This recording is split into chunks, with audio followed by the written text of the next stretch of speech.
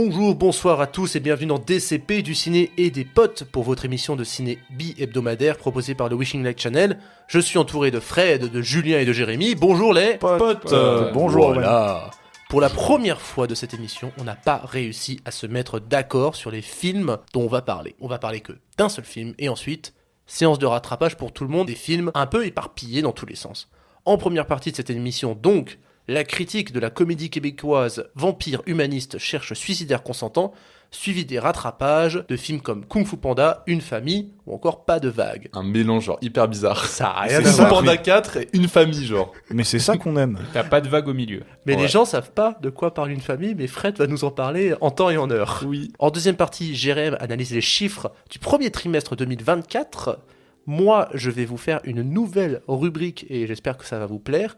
Et le Joker revient à Jérémy. Mais avant toute chose, c'est l'heure des actus. Qu'est-ce qui se passe dans le monde cinéma en ce moment, Jérémy? Alors, la news qui m'a fait dire « Tiens, je suis obligé d'en parler » en vue de la controverse et du débat qu'elle crée, et qu'on a tous un avis là-dessus, la fameuse porte qui permet à Kate Winslet de se sauver à la fin de Titanic vient d'être vendue aux enchères.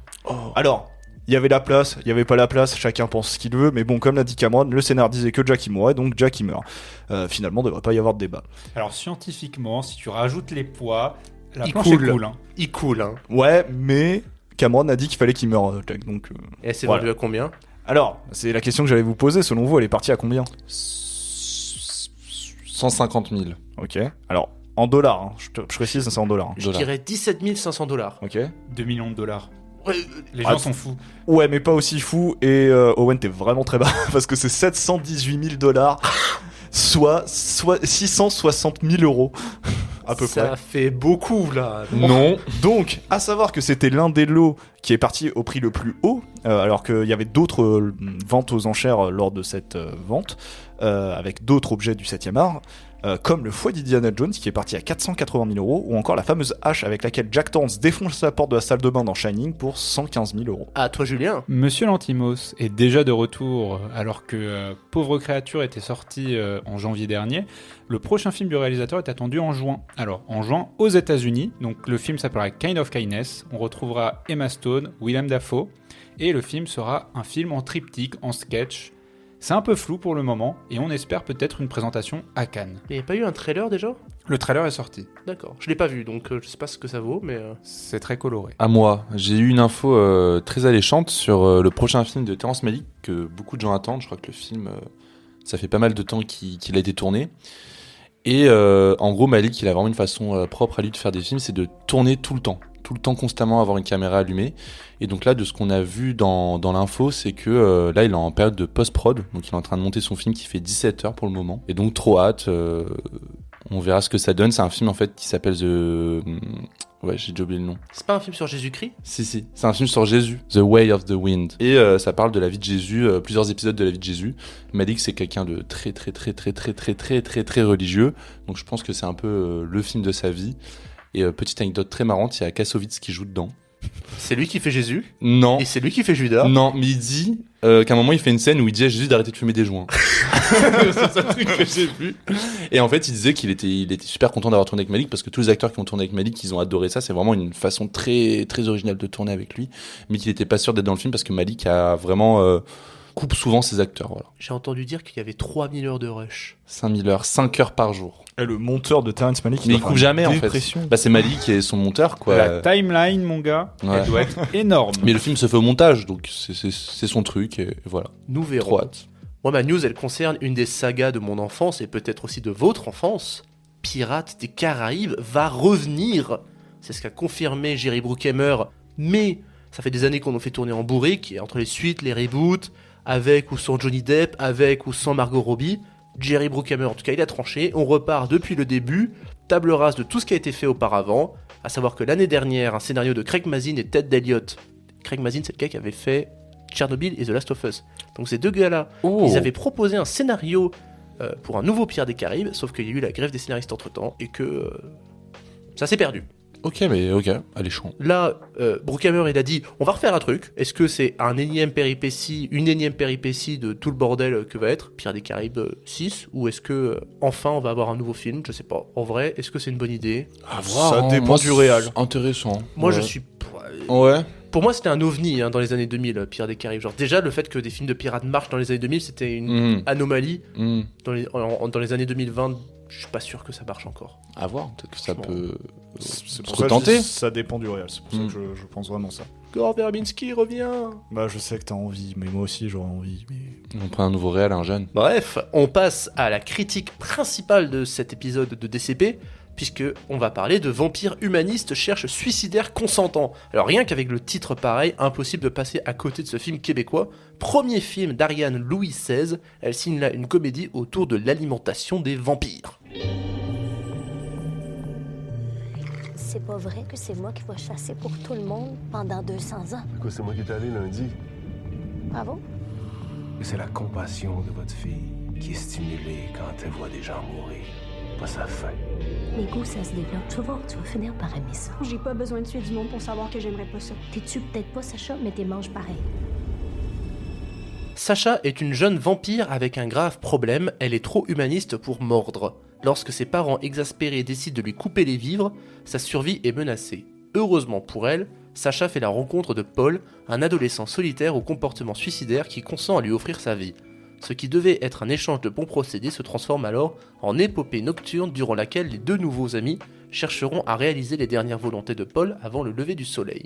Vous trouvez pas que l'acteur qui joue Paul, il a la gueule parfaite pour faire Peter Parker ? Ouais, j'avoue. C'est vraiment la réflexion que je me suis faite pendant tout le film. Ok, tu vois un film de vampire et tu dis Spider-Man. Mais en fait, je me suis dit, si Spider-Man devait se passer au Québec, je voudrais lui comme acteur. En vrai, pas bête, oui, c'est. Bah c'est très chouette, je trouve. C'est pas aussi bien que ce que j'aurais escompté. Voilà. Mais C'est- c'était très chouette quand même. C'est mignon. C'est mignon. C'est mignon. Je crois que c'est le mot que j'ai dit en premier. C'est mignon, c'est des vampires, on adore les films de vampires. Moi, j'adore les films de vampires. Mais maintenant, T'aimes les vampires qui brillent au soleil? ouais, Twilight. Ah, toi, Dans mon cœur. Non, mais là, celui-là, j'ai passé un bon moment, mais c'est un film que j'oublierai, quoi. Je pense que ça manquait de rythme. Mais Julien, Jérém, qu'est-ce que ça vous inspire ? J'ai trouvé ça très bien. Après, j'avais aucune attente particulière, mais j'aime beaucoup les registres sur lesquels joue le film, notamment faire de la comédie noire. Mhm. Et c'est pas facile de faire de la comédie de manière générale, donc quand on a une bonne, toujours bon à prendre. Et je suis très surpris par ce que propose le cinéma québécois en ce moment, que ce soit les films de Monia Chokri, que ce soit les Chambres Rouges que j'avais beaucoup aimé, et là, le vampire humaniste.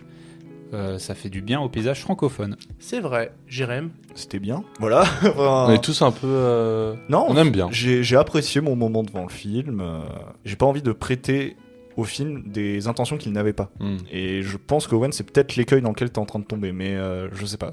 Eh ben, laisse-moi développer un peu ce que Mais je pense. je te laisse développer. C'est un film à concept, de toute manière. C'est un film à concept et sur lequel toute la trivia du film va reposer sur son concept. L'ingéniosité du film va reposer sur est-ce qu'il réussit à tirer assez de situations intéressantes à partir d'un tel concept. Parce qu'en vrai, c'est complètement con comme histoire. C'est l'histoire d'une vampire humaniste qui demande le consentement à un mec suicidaire pour le tuer. Et je pense que ça pourrait occasionner des scènes et des genres de situations que tu peux voir dans très peu de films.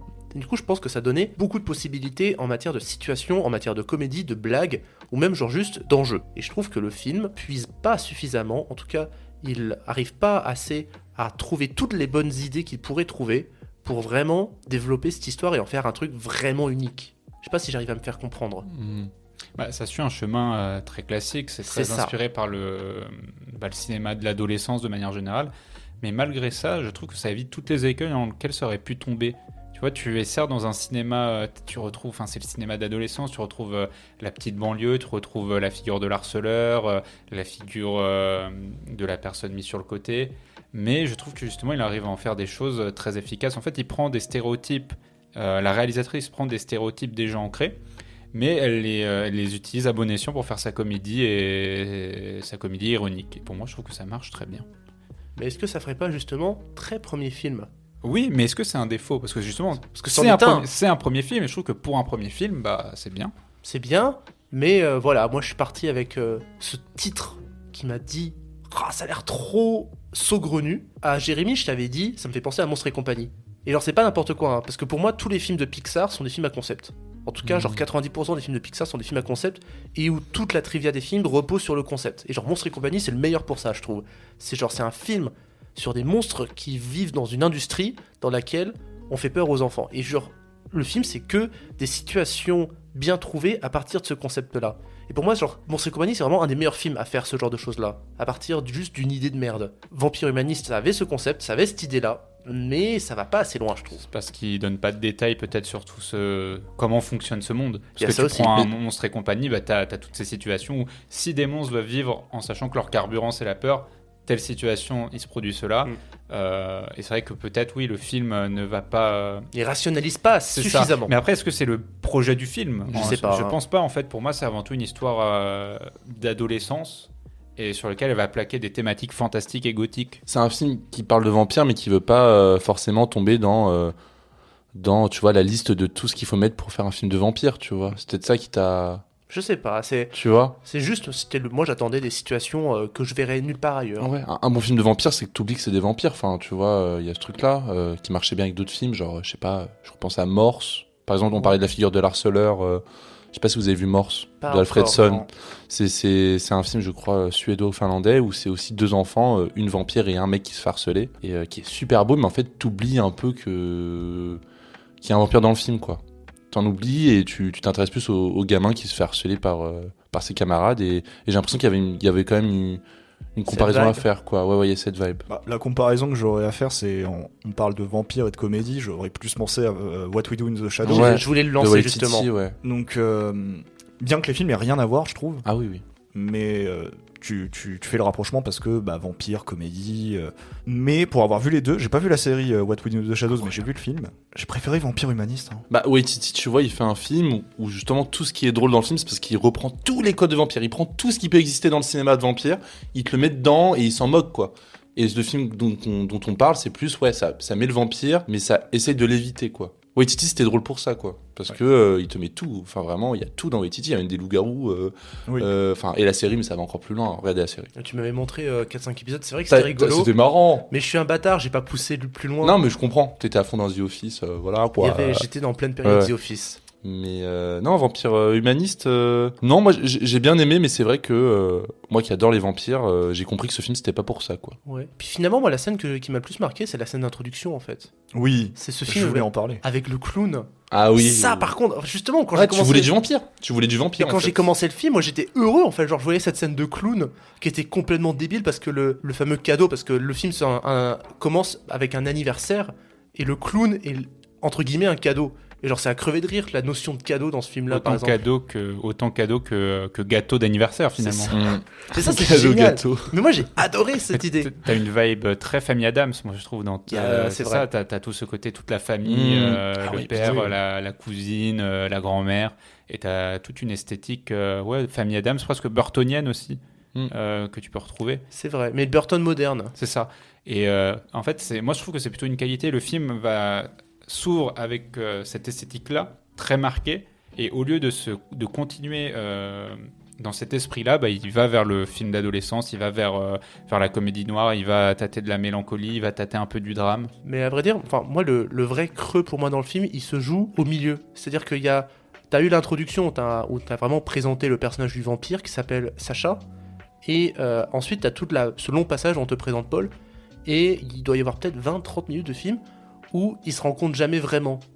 Il y a une amorce de rencontre, mais ils vivotent chacun. Et finalement, cette intrigue-là où ils vont passer une nuit ensemble, elle a lieu dans le dernier tiers du film. Et moi, c'est vraiment ce creux de milieu, ce genre de film tranche de vie, mais un peu lent, un peu pas très passionnant, tu vois, qui m'a un peu perdu avant justement que le film regagne mon intérêt dans ces 20 dernières minutes. Où là, par contre, les 20 dernières minutes, j'ai rien à dire, c'est vraiment bien. Attends, dans ce passage-là, il y a le meilleur personnage du film qui est introduit.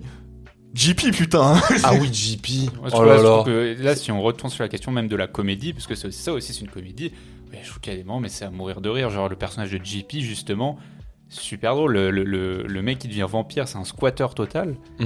C'est super drôle. J'ai remarqué quelque chose, c'est que j'ai l'impression qu'elle veut traiter cette amitié-romance, entre guillemets, et en évoquer beaucoup la sexualité, sans vraiment le montrer.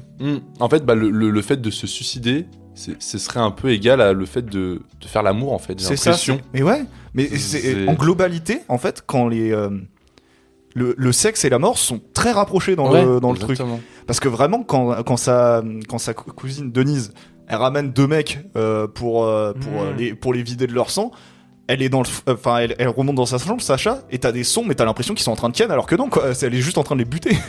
Après, c'est un classique dans le film de vampire de relier le sang et la sexualité. Tu prends le Dracula de Coppola, c'est totalement ça. Alors, La sexualité est totalement liée avec le fait de se faire vampiriser. Et ce qui est encore plus intéressant chez Coppola, c'est que tu avais la notion des maladies sexuelles. C'est-à-dire la notion de quand tu te fais transformer en vampire, comme si tu chopes une maladie d'une relation sexuelle. ouais, mais là, Dracula, il fait ça avec. Attends. Parce qu'il est vieux, Dracula, on est Oui, d'accord. non, mais ce que je veux dire, de Et- manière générale, la figure du vampire, l'idée de se faire mordre, etc., de transfusion de Très sang, c'est sexuel. toujours très lié à une certaine notion du corps, de la sexualité. En fait, c'est très lié au personnage du vampire, je trouve. Mais il le traite pas de façon comique, alors que là. Oui, je suis d'accord, mais c'est un. C'est des thématiques Moi, qui c'est se un rapprochent. thématique qui est très lié au film de vampire. Mmh. Et le fait qu'au Québec, ils appellent pas le bowling, mais un salon de quilles. Ça, t'as marqué, ça. Clairement, oui. Je vais aller au salon. Qui? Ah ouais, on va faire un trick. Un trick et un sparé. Pardon. Entre Ça dérape. l'accent italien il y a 2 semaines, l'accent québécois. Faut que j'arrête les Oh, accents. ça dérape. On arrête, putain. on arrête. Mais la fin, par contre, j'aime beaucoup la fin. J'aime beaucoup l'ingéniosité de la résolution finale. Alors, je spoil pas, mais j'aime beaucoup la. Tout est dans le titre. Oui, mais genre. La j'aime, toute fin. j'aime beaucoup la Ouais, ouais. résolution. Hmm. Juste la résolution de toute cette histoire, je l'aime beaucoup. Non, moi j'aime le gore, moi. Il y en a pas tant que ça. Hein. Non. C'est assez Ouais, sympa. c'est surtout un film très tendre. Hein. C'est-à-dire que ça Oui, aborde- c'est pourtant, c'est un hyper film quand même tendre. qui aborde des thématiques assez dures. Ça parle de dépression, ça parle de suicide, ouais. même de mutilation d'une certaine manière. Quand Oui. tu penses à toute l'idée des morsures, etc. C'est-à-dire que Paul, c'est le perso qui veut donner son corps pour se faire mordre. Afin du coup de mourir, donc c'est totalement de ces thématiques-là, et justement tu arrives à en sortir une vraie tendresse, puisque à travers ces personnages c'est la naissance de l'amour aussi qui est montrée.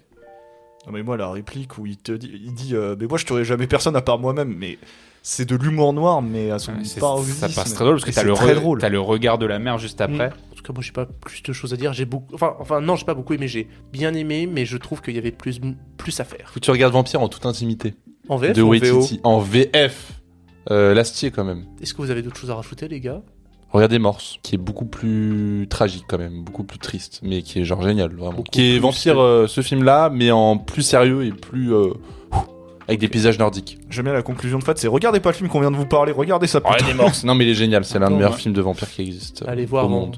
voir Vampire Humaniste quand même. Et puis après, regardez Morse. Moi j'ai très hâte de voir ce que fera la réalisatrice dans le futur. Jérém, les chiffres? Alors, le budget, c'est 4 millions de dollars canadiens. En première semaine France, il a fait 7945 entrées seulement. Très petit score. Après, c'est un distributeur que je connaissais pas vraiment avant, C'est qui Wine Pitch.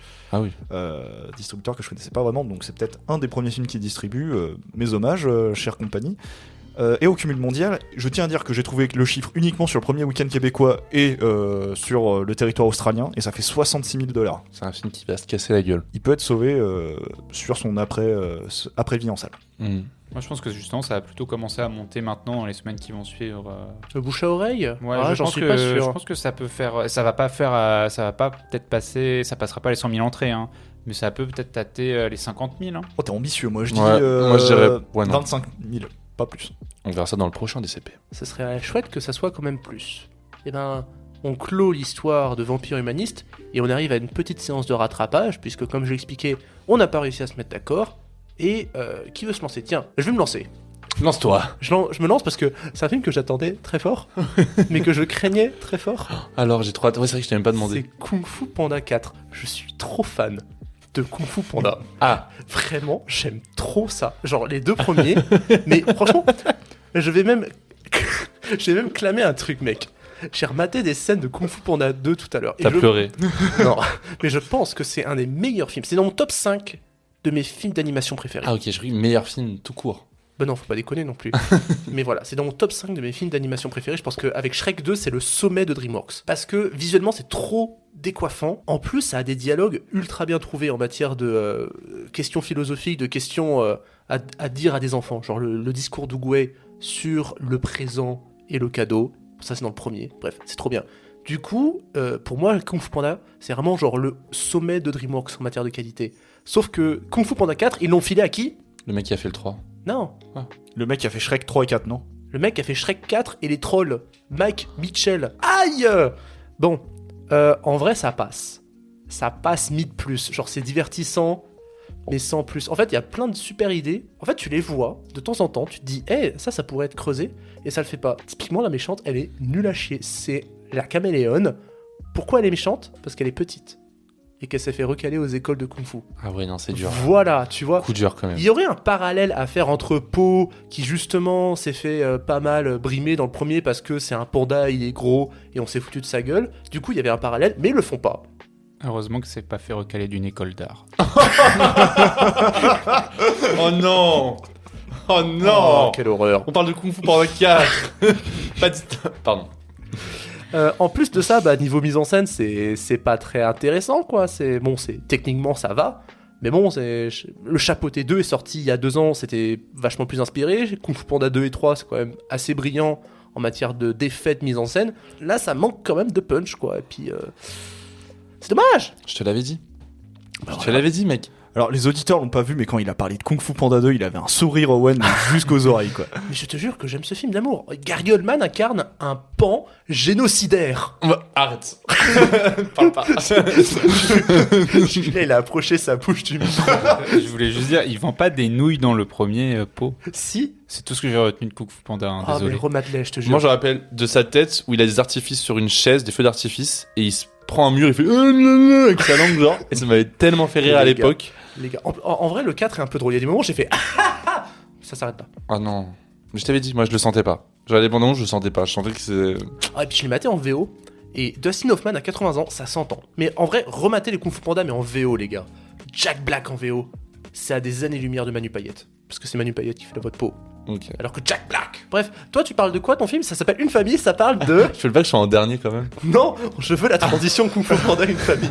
Non, moi, je vais vous parler de Une famille de Christine Angot, qui est une autrice, en fait, de base, qui est énormément connue pour ces sujets hyper durs. Donc, en fait, Christine Angot, elle a été violée dans son enfance par son père. Enfin, non, dans son enfance, dans sa jeunesse plutôt. Et en fait, c'est une thématique qui se retrouve dans la plupart de ses bouquins. Et donc récemment, elle s'est mise à sortir un documentaire qui revient sur ça. Son père est décédé depuis quelques années. Et en fait, dans ce film, l'idée, c'est d'aller parler avec des gens qui sont liés à cette histoire et qui n'ont pas réagi, quoi. Qui ont un peu participé au viol de Christine Angot. Et donc, qu'est-ce que je peux vous dire sur le film ? C'est génial, c'est important. C'est un film que j'avais jamais vu un film comme ça. Genre vraiment, le truc commence, c'est un documentaire. Niveau mise en scène, il y a pas grand chose à dire parce que le but c'est pas ça, c'est pas un film qui veut avoir plein d'idées de plans hyper beaux, etc. Mais l'idée c'est juste d'avoir des discussions, des chants contre chants avec des personnes qui étaient en rapport avec cette histoire-là. Et vraiment, c'est hyper fort, hyper dur, mais c'est un film qui est nécessaire. Peu distribué, tu disais ? J'ai l'impression que c'est un film qui va... Si, quand même, tu vois, il est au UGC Léal, je vois dans quelques cinémas à Paris, moi je connais que les salles de Paris, donc je sais pas dans le reste de la France, mais c'est un film, je pense, qui va pas rester longtemps. Voilà, c'est un documentaire d'1h20, c'est le premier film de Christine Angot, et non, je sais pas du tout, donc foncez le voir, je sais pas, d'ici là, le DCP... Bref, je pense que le film sera peut-être encore en salle, mais voilà, assez mal distribué, je pense. Pour ce que c'est. Ensuite, on suit sur un drame, parce que Julien et Jérémy, vous avez vu le même film, c'est Pas de vague. Je te laisse ouvrir. Bah oui, parce que bien sûr, on parle d'un film qui se déroule dans un collège, donc bien sûr que j'ai été le voir. Parce que... Bah oui, parce que forcément, Jérémy, travaillant dans l'éducation, il faut absolument qu'il voit tous les films sur l'éducation. Est-ce que moi, je vais voir tous les films sur les croque-morts ? Bah il y en a pas tant que ça. Est-ce que Julien, il va voir des films sur les bibliothécaires ? Il y en a pas beaucoup. Est-ce que Fred va voir des films sur les distributeurs de salles ? Je crois qu'il y en a aucun. C'est pas de ma faute si la période du collège et du lycée inspire les auteurs, hein, ok ? En ce moment surtout. Hein. Le comparatif avec la salle des profs était inévitable. On est oui, d'accord. inévitable. Mais moi je trouve que pour tout ce qu'on loue de la salle des profs, je suis étonné qu'on loue pas à ce point Pas de vague. Parce que limite Pas de vague est tout aussi bon que la salle des profs, si ce n'est même plus intéressant. Je suis pas du même avis. Parce que pour moi, la salle des profs est bien au-dessus. C'est comme pour Vampire Humaniste, j'ai pas envie de lui prêter des intentions qu'il avait pas. Et je suis désolé, mais pour moi, la salle des profs qui fonctionne comme un thriller fonctionne vachement mieux sur moi que Pas de vague qui est purement un drame. Ah oui, mais c'est pas les mêmes genres. Oui, mais tu vois, moi j'ai plus été impacté par la salle des profs personnellement. Et François Civil avec des lunettes, crédible en prof? Il est trop beau pour être prof en vrai.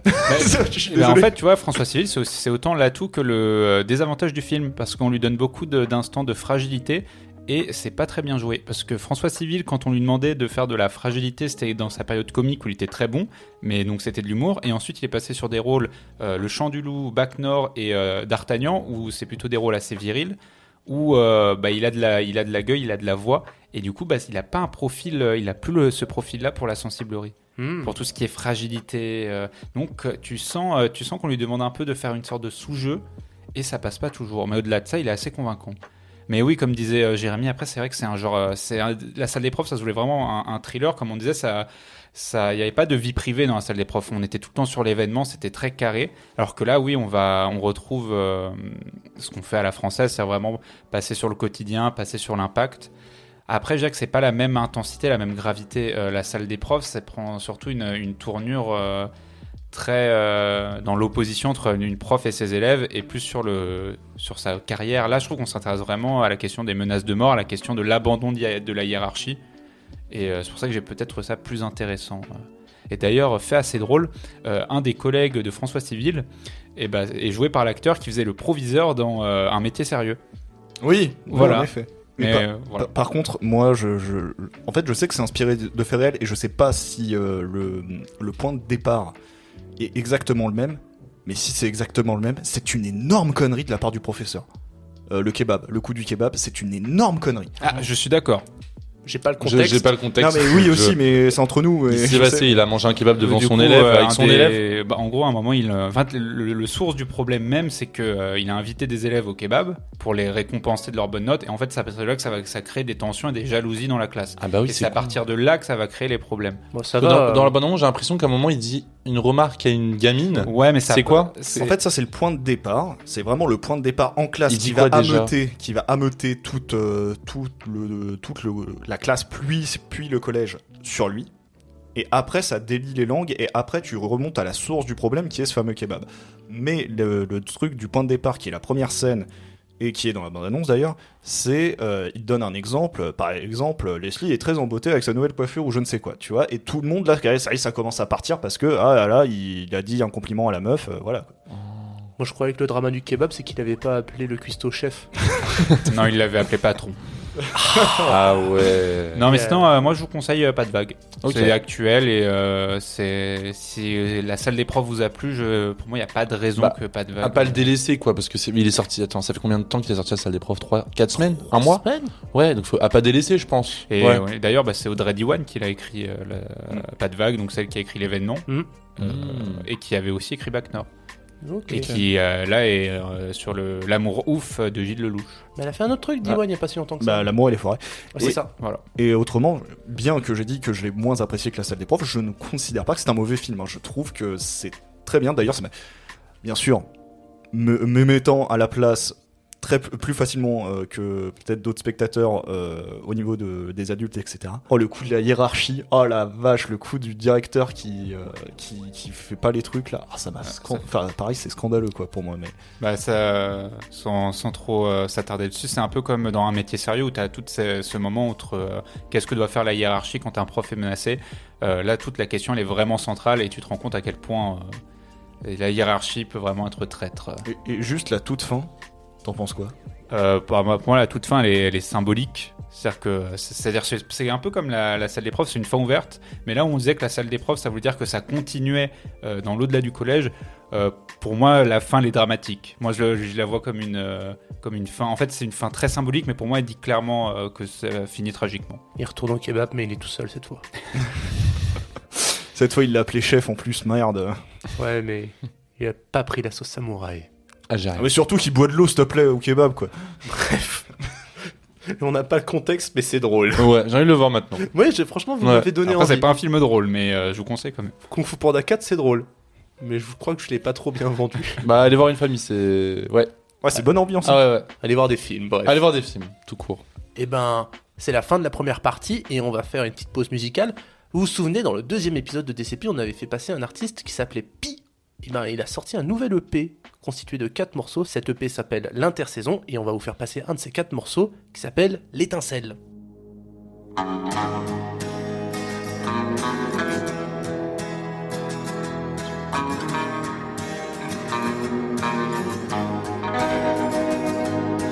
Comme un seul homme, j'imagine, l'heure est à l'être et à l'estime. Sois merveilleuse, ma Messaline, dans les miroirs qu'on assassine.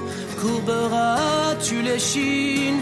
Ne rêves-tu pas en éclaireur, pourfend dans les bonimenteurs? Nous sommes toujours plus proches de vous, carrousel éternel des loups. Tempête et corde à son cou. Si tu ne sens pas comme une étincelle, alors ne te retourne pas. Si tu ne vois pas comme une étincelle, alors n'en parlons pas. Détonation, écho farceur, la symphonie prend fin, j'écoute. Le crépitement, la mort aux trousses. Dehors les rumeurs de la foule, dehors les remords de la foule. Si tu ne sens pas comme une étincelle, alors ne te retourne pas. Si tu ne vois pas comme une étincelle, alors n'en parlons pas. Alors je te l'écris, en gros, en gras, en italique. Les ombres ont tout pris, comme un cœur en hiver. Allez viens, je t'emmène, si tu vois l'étincelle. Allez viens, je t'emmène, si tu sens l'étincelle. Si tu ne sens pas comme une étincelle, alors ne te retourne pas. Si tu ne vois pas comme une étincelle, alors n'en parlons pas.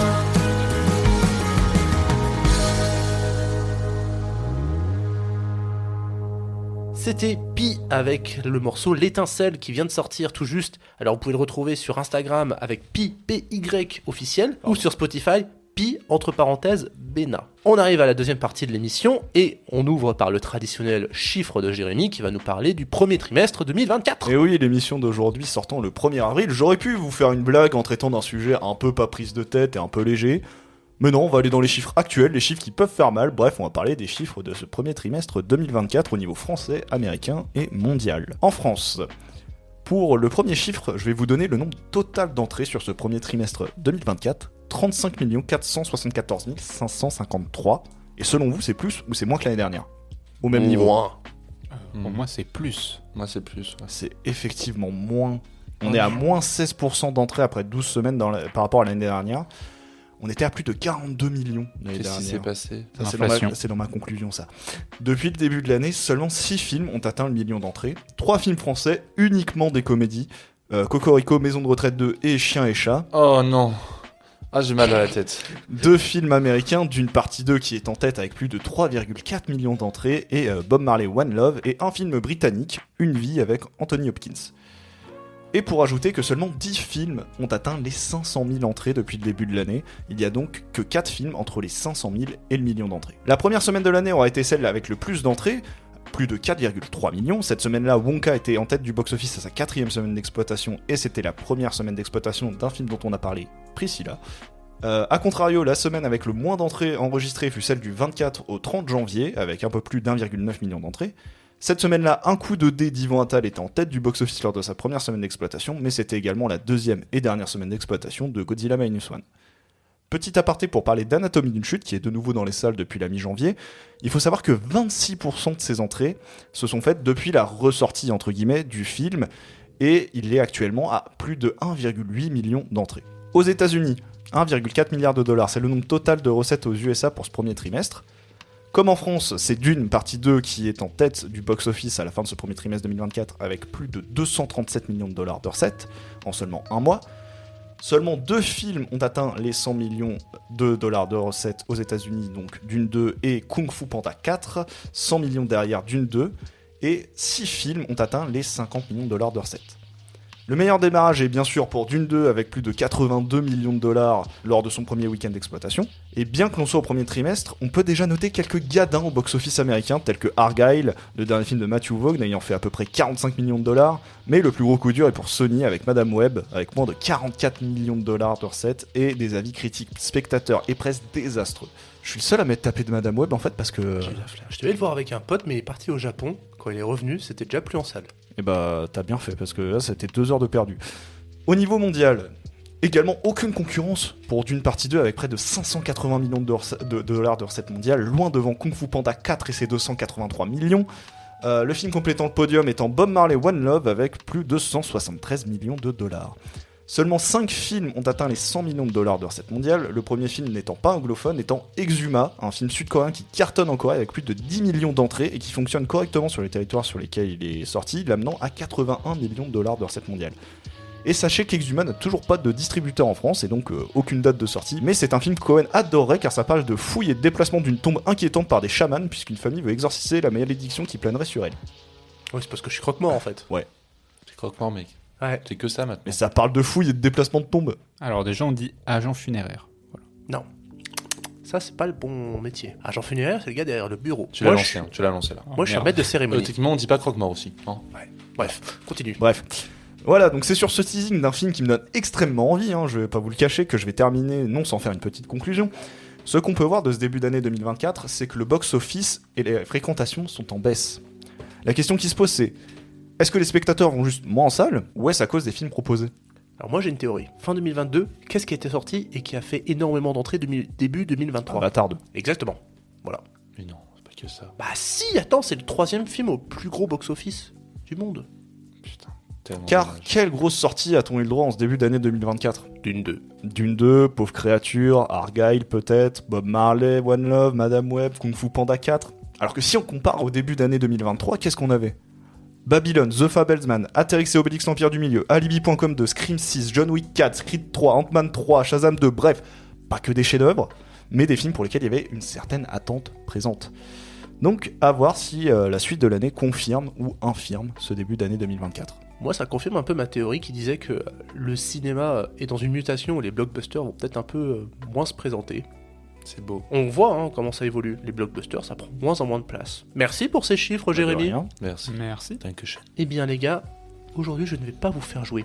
Ou plutôt, je vais vous faire un peu jouer, mais pas trop non plus. J'ai envie de vous raconter des histoires.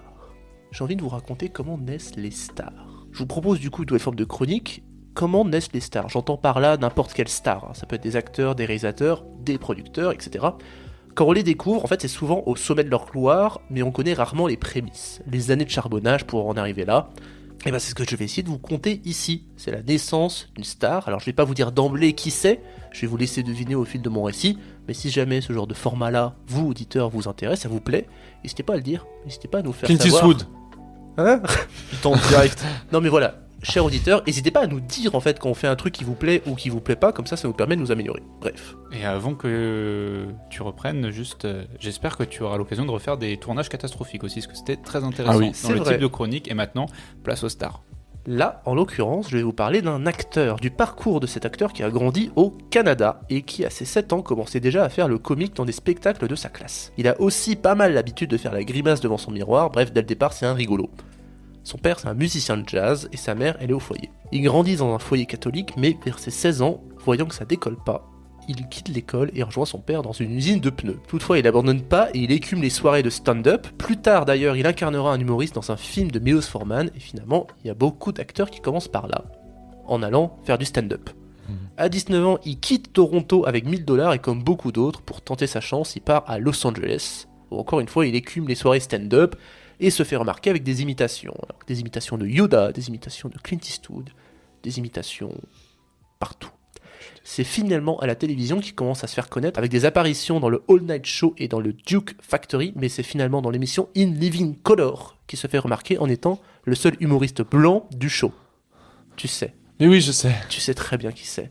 Il fait des sketchs comiques aux côtés des frères Wayans. Et il se fait remarquer avec son humour outrancier, sa capacité à articuler son visage de 1000 manières et ses impros complètement lunaires. Mais jusqu'ici, le cinéma lui refuse un peu ses portes. À part Coppola qui lui donne un petit rôle tertiaire dans je sais même plus quel film, En attendant Sue, je crois.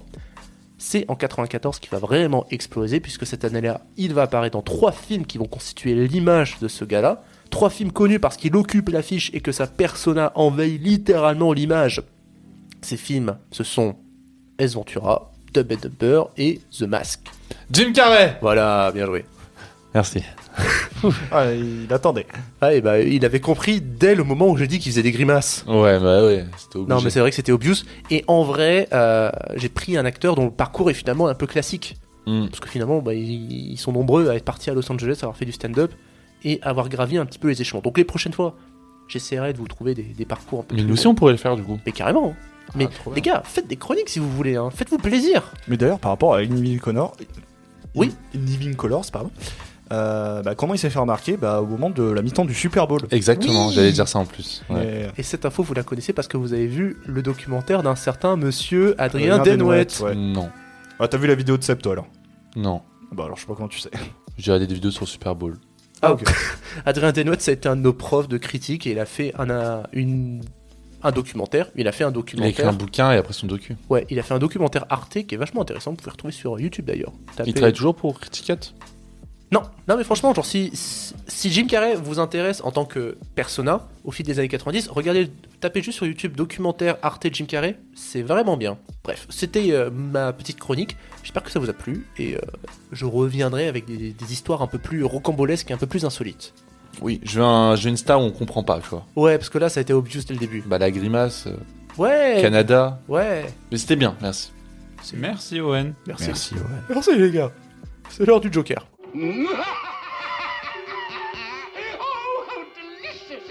Vous souvenez-vous, il y a 2 semaines, il y a même un mois de ça, Fred avait trouvé l'idée maligne pour occuper le Joker pendant 2 semaines. Ouais. Il est encore fier de lui. Mais à la fin, il avait donné le Joker à Jérémy. Jérémy, tu as eu 3 semaines, à vrai dire. T'as intérêt à avoir le meilleur Joker de tous, en fait. En fait, je vais monopoliser le Joker pour 3 émissions. Non, je rigole. Non, je rigole, calme-toi. Il m'a regardé en mode non mais sérieux. Je me suis dit, je vais toujours aller plus dans la surenchère, etc. Non.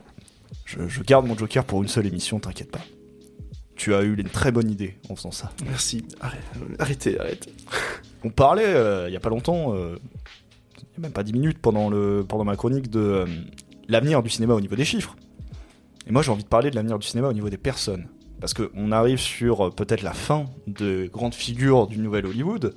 Parce que soit elles vont mourir, désolé, hein, on va dire qu'ils sont plus proches de leur fin de carrière que de leur début.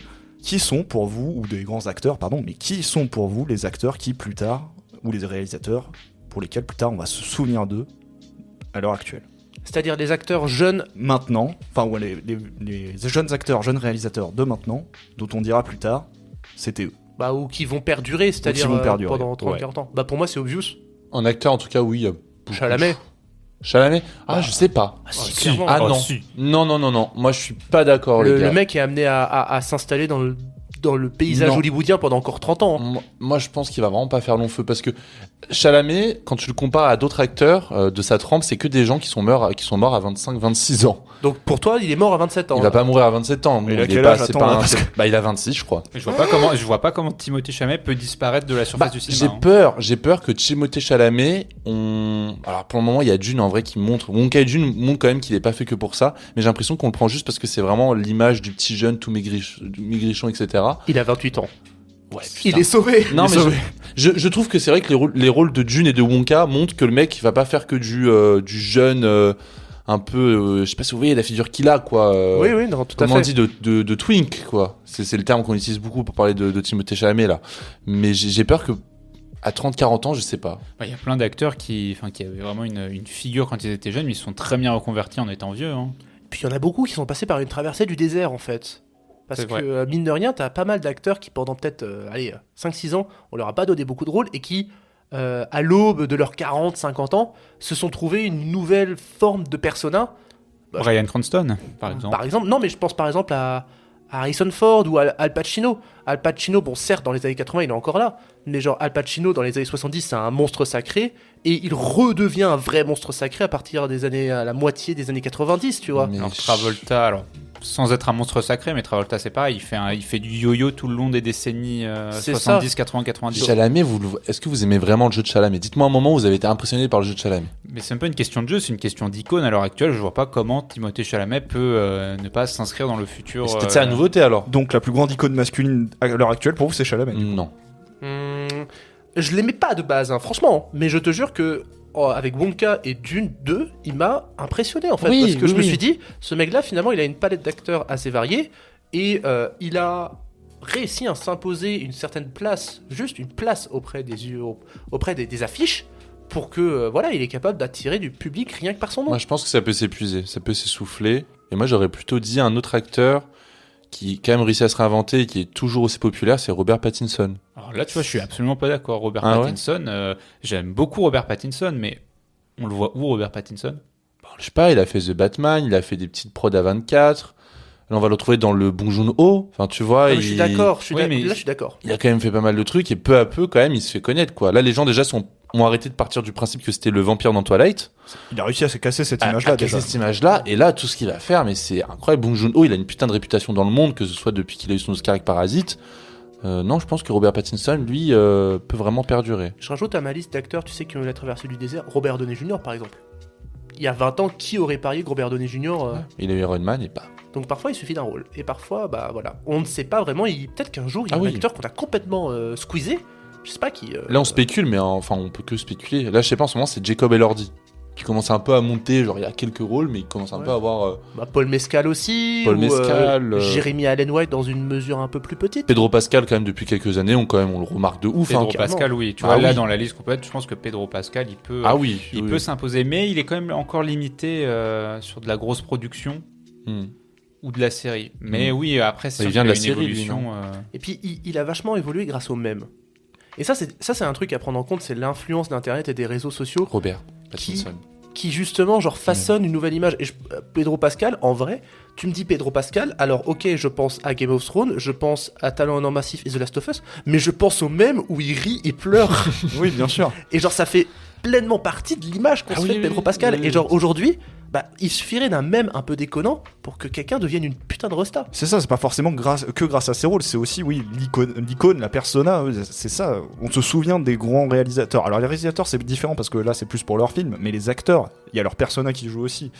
Donc, c'est vrai que quand on parle d'icône, tu disais Al Pacino, c'était un monstre sacré dans les années 70, bah il y avait une icône Pacino.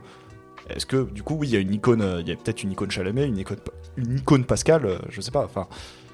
Non, il faut réfléchir avec les icônes. Après, en si tout tu parles cas. en icône, moi, c'est Chalamet, Pascal ou Pattinson, ils ont une grande carrière, ils sont promus à une grande carrière, pour moi, ils ne font pas des icônes. Mais je crois que aussi, on est dans une période où c'est plus dur d'avoir des icônes ou d'avoir une notion vraiment de star par rapport à avant. Peut-être par rapport à la culture de l'instant. Je sais pas si la culture de l'instant c'est une théorie ou si c'est un truc vrai ou pas, mais les gens ont tendance à peut-être passer à autre chose assez vite. Et des films comme, alors c'est con, hein, mais l'image de Clint Eastwood dans Le Bon, la Brute et le Truand ou l'image de Charlie Chaplin en Charlot, c'est des choses qui sont genre intégrées de manière genre identitaire dans l'histoire du cinéma. Et est-ce que Chalamet en Wonka ou en Paul Atreides va Non. perdurer? Ça aussi, c'est une question Non, qu'on peut se poser. Tu vois, là, non. Tu vois, là, je suis vraiment dans l'idée en star actuelle qui est tellement qu'on voit absolument partout et qui a une popularité de dingue, mais je vois mal même la figure de Paul Atreides en Dude de. C'est ça, hein. Peut-être. Et en actrice, pardon, tu voulais Non, parler pardon, d'acteur. je voulais justement. je voulais juste terminer pour l'acteur. Je vais balancer un nom parce que peut-être il est trop vieux pour vous, mais DiCaprio. Ah si, carrément. Ouais, mais il est encore, il est encore jeune quand même. Oui, après, c'est sûr que DiCaprio, moi, je le mettais déjà. Là, je pensais vraiment aux acteurs vraiment jeunes. Ouais, c'est ça. Oui, c'est ça, mais, presque notre âge, quoi. Oui. ça, hein. Bah Pascal, il a pas notre âge, excuse-moi, hein, Pedro Pascal. Ouais, c'est vrai. Pour moi, c'est DiCaprio, c'est déjà une référence comme Brad Pitt, hein, même s'il est plus jeune. Enfin, Mais oui, là, on parle des déjà, acteurs. Pour moi, c'est déjà des références qui sont faites. On parle des acteurs qui ont leur nom depuis la deuxième moitié des années 2010. Ouais, on est d'accord, ok. Alors passons aux actrices du coup. En actrice, on parle Emma d'acteur. Stone. Emma Moi je Stone. pensais exactement à elle, voilà. Ah oui. Emma Stone et puis Mais c'est vrai Zendaya. que- oui, mais je Zendaya Oh, je suis pas sûr. Ah, j'aime pas Zendaya, mais. Tu vas dire quoi pardon En fait, tu me dis Maston, mais en vrai, Ryan Gosling aussi, niveau acteur, ça peut, Ah oui, la oui. question peut se poser. Hein. Et puis Bah, Margot Robbie. Vous dites des trucs iconiques, Ryan Gosling, il pourrait avoir des trucs iconiques, Tu non vois, Ryan Gosling, je vois beaucoup plus en figure iconique, que ce soit pour. Genre plus tard, ouais. Pour ouais. La La Land, ou même pour. Drive. Drive, La La Land. Je le vois beaucoup plus, un mec comme Gosling. Mais Margot Robbie aussi, hein. Ouais. Mais, alors, je sais plus si j'en ai parlé dans DCP, mais il me semble que. Allez, il y a encore 40-50 ans, un acteur en général se cantonnait à un genre. C'est-à-dire que John Wayne, l'image de John Wayne, elle est rattachée au western, l'image de Chaplin au comique, l'image de certaines actrices aussi, de Fred Astaire et de Ginger Rogers, c'est des acteurs de danse. Aujourd'hui, tu prends Margot Robbie, ou même Timothée Chalamet, on va parler de Margot Robbie histoire de varier un petit peu. Margot Robbie, elle a fait Babylon, Wall Street, et elle a fait Barbie. Tu vois, genre elle fait, tout le monde fait des grands écarts en matière de genre et de rôle, qui fait que on les identifie moins par un rôle précis une appartenance à un genre et à un code, plutôt qu'à une une palette de jeux très au pluriel. Et pour moi, genre ça joue un rôle aussi dans la place que tu imposes au fil des ans. C'est-à-dire que oui, avant tu as ce côté où quand tu vas voir un film, tu as quasiment l'acteur qui en devient le synonyme. Par exemple, tu prends Tom Cruise, film d'action. Et c'est ça. Maintenant, ça change, donc c'est plus dur d'avoir une icône, c'est ça? Ouais, c'est ça. Ou en tout cas, genre, si je te dis film d'action, dans les années 80, tu me dis Schwarzenegger, Stallone. Et actuellement... Ah, ouais, effectivement, c'est plus dur. je te demande comédie. Dans les années. 90, Jim Carrey, voilà. C'est ça, 90, Jim Carrey, tu vas me dire Will Ferrell, Jack Black. Comédie dans les années 2020. Quel acteur sort plus que les autres? Personne. Mais après, tu vois, t'as des mecs comme, tu prends Belmondo. Belmondo, il est double icône de la nouvelle vague dans les années fin 50, début mi-60. Et ensuite, acteur populaire du blockbuster. C'est ça. Il a les deux casquettes. Mais lui, ça a été. Il y a une scission temporelle quand même. C'est vrai. En actrice, en tout cas, ouais, Margot Robbie, Emma Stone. Zendaya, hein, franchement, Zendaya en soi. Zendaya, elle va pour, ouais. Elle va pour. Elle est encore jeune, hein. Ouais. Puis je cherche d'autres actrices, mais. Anya Taylor-Joy, non, peut-être pas. Elle est déjà dedans, enfin, non? Ouais, Je mais sais c'est pas. pareil, ça fait partie des acteurs qui ont une popularité. Je veux dire, tu prends Peaky Blinders. Peaky Blinders, la saison 5, elle sort courant 2019-2020. Anya Taylor-Joy, elle a un tout petit rôle dedans. Tu connais vite fait sa tête, tu l'as vu dans The Witch. Je te parle il y a... Tu l'as vu dans Split de Shyamalan, merde. Voilà. Non, oui, mais tu vois, ces deux petits rôles, c'est ça, je parle il y a 4 ans. Entre ça et il y a 4 ans, il s'est passé un fossé en termes de popularité. Donc, ouais, oui, je pense qu'elle peut rentrer dans les futures possibles icônes. Mais après, des fois, une carrière, ça peut tellement s'arrêter d'un seul coup. Ah, tu fais un mauvais choix de film, un mauvais choix de carrière, c'est fini. Hein. En fait, c'est marrant, je pense plus à des acteurs qu'à des actrices. C'est là que je me dis, putain. Je pensais à Austin Butler aussi en acteur, peut-être. En fait, on pense au cast de Dune 2, quoi. Bah ouais, en vrai, tu prends le il- cast de Dune 2 et t'as pas mal de. C'est un peu un trucs casting où Villeneuve 5 a étoiles, compris, hein, ouais. Ah oui, non, mais après, c'est vrai que Timothée le et casting de Zendaya, Dune 2, déjà, ouf. tu vois, c'était un bon choix. Florence Pugh, pas totalement, non. Pas encore. Elle est pas encore. Pas encore. Ouais, mais pareil, mais- c'est une figure, tu la vois souvent, Florence Pugh. Tu penses à une actrice, tu veux caster tes producteurs, tu veux caster une grande actrice, tu vas chercher du côté de Zendaya, tu vas chercher du côté d'Emma Stone, tu vas Côté chercher du de côté de Emily Florence Blunt. Pugh. Bon, après, elle a déjà la quarantaine, Emily Blunt. C'est vrai. Donc, mais tu vois, je regarde dans les acteurs et actrices les mieux payés. 6e acteur, actrice mieux payée, Jennifer Aniston. Pour moi, Jennifer Aniston, pourtant, c'est une actrice dont la carrière se conjugue plutôt au passé. Bon, Bah, elle les connaît séries, une elle est surtout là dans les séries. les séries. Écoute, The Rock, l'acteur le mieux payé, c'est pas du tout un icône de cinéma. Hein. Non. Tu vois. Moi, une actrice que j'aimerais beaucoup voir percer, qui a un petit peu percé, que Jérémy va être content quand je vais dire ça. Vas-y, dis-moi. C'est Mia Goth. Bien sûr. Mia Goth, quand Alors, même. je suis totalement d'accord parce que sa performance dans Pearl, mec. Incroyable. Et X aussi. Ouais, mais Pearl. Mais Pearl. Pearl dessus. Et donc là, à voir, ce serait trop bien de voir comment elle va s'ouvrir, quoi. Et donc, niveau réal, Ouais, en réal jeune. Chazelle.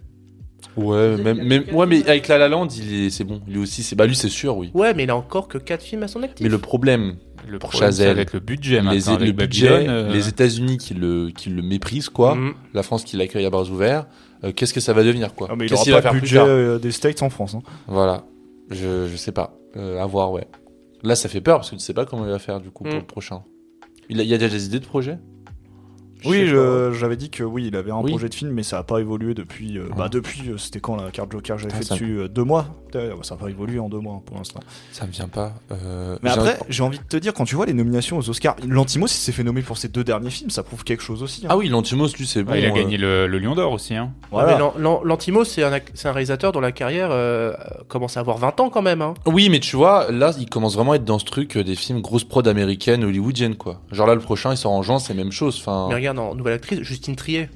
Il y a 1 an et demi, tu dis à quelqu'un Justine Triet, qu'est-ce que c'est? Mais Sibyl, des, fois, ouais. des fois, les carrières, elles commencent tard aussi. Hein. Ouais. Mm.